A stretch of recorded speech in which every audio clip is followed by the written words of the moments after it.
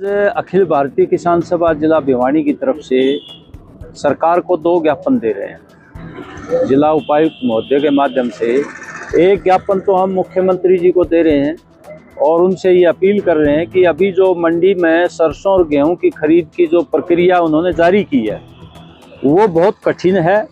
हर tractor का registration हो और उसका फोटो खींचे और जिस किसान की फसल लाई गई है उसका अंगूठा लगे। अंगूठा लगाने में ही बहुत देर हो जाएगी। इससे जो खरीद प्रणाली है वो उसमें काफ़ी बाधाएं आएंगी और बहुत से किसान ऐसे हैं जिनके अपने ट्रैक्टर नहीं है और बिना रजिस्ट्रेशन का ट्रैक्टर भी कई बार वो फसल ले आते हैं।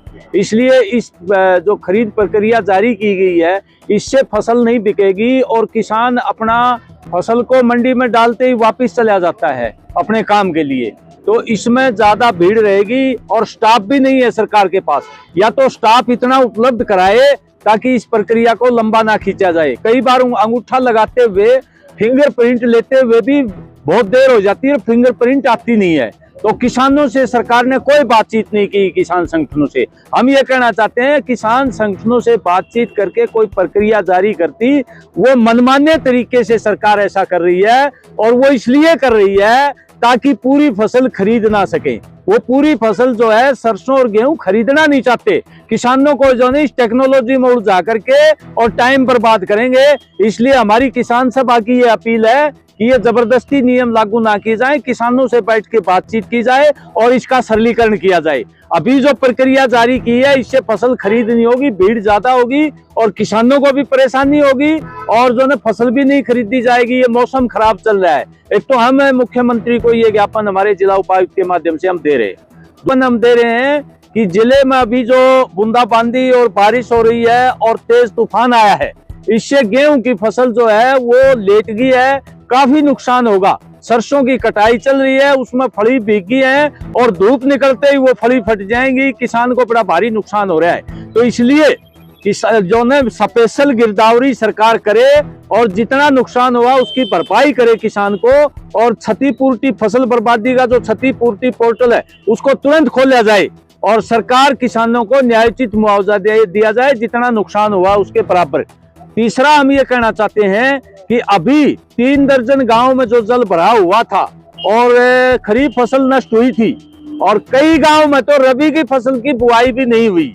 1 पैसा किसानों को नहीं दिया सरकार ने।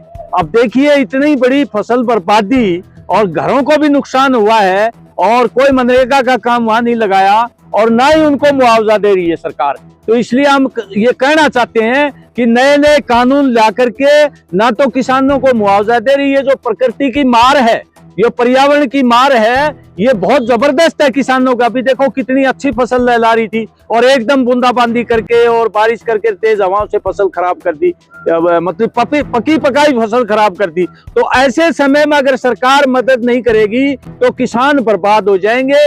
ये ज्ञापन हम सरकार से अनुरोध करके और ये ज्ञापन हम देना चाहते हैं। मेरा नाम संतोष देसा, तहसील की प्रधान जी।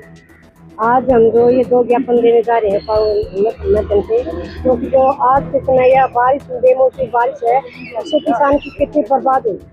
और जो दूसरा सरकारी जो नए नियम ले रही है ना, ये किसान के बर्बाद करने के नियम है। आज से पहले भी किसान ने फसल बेची है, धीरे धीरे पहले मंडियों को बंद किया और भी दूसरे तरीके से। मतलब इसका मतलब ये संदेश है सरकार किसानों की खरीदना नहीं चाहती। हम यह कहना चाह रहे समय रहते सरकार ये कानून वापिस ले और ये जो मंडियां बंद की है उनको दोबारा से लागू किया जाए ताकि किसान समय अपनी फसल बेच सके।